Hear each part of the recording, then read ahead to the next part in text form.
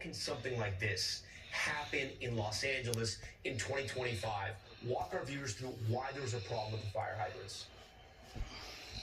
Yeah, Tom, let's start with the water pressure here, right? We've heard from officials they prepared for one massive fire, two massive fires, maybe three, but to have four essentially generational wildfires happening at the same time, that is what drained these water reserves overnight to the point where we heard in the Palisades fire at 3 a.m. they ran out of water. Now, we're about 30 miles to the east for the Eaton fire. What began as a 400-acre blaze this time yesterday, now more than 10,000 acres, killing 5 people. The city of Altadena that we're standing in right now has been impacted generationally, Tom. I'm standing in front of a junior high, the roof about to cave in, luckily because of a single ember landing on top of that roof, gaining enough traction to spread that fire, and we've seen multiple fire trucks pull in, connect to a hydrant behind me. They can spray as best they can from a distance, but again, Tom, a little wind spreading this fire so quickly, even with multiple engines on a blaze like this, there's only so much they can do.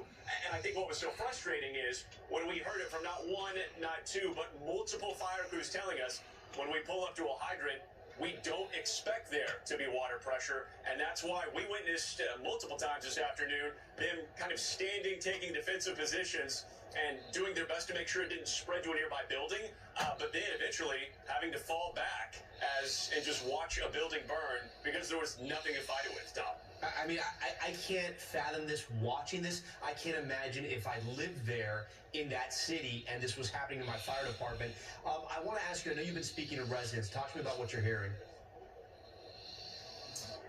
A lot of people still don't know if their home stands or not. I shared a video driving through one of the main thoroughfares in Altadena earlier today, posted it to social media. Tom, I can't tell you how many people were asking me, what about this cross street? What about this cross street? They still can't get back to their homes because, as you can see behind me, fires are still actively burning at this hour. I think there's somewhat of an understanding that typically within about 24 hours or so, we've seen our fire pros be able to contain large blazes, especially in an urban environment. That's not the case here because they don't have the water. They're stretched too thin, and the winds keep going. So all of that combined means we're looking at another very long firefight tonight, and that is a real fear for people.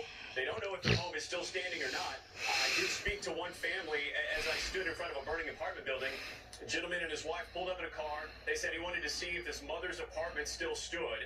Hers did. It was next door to this burning building, and I asked them how they've been personally impacted. Tommy said between his family and his wife's family, they have 5 family members that have lost homes as a result of these fires.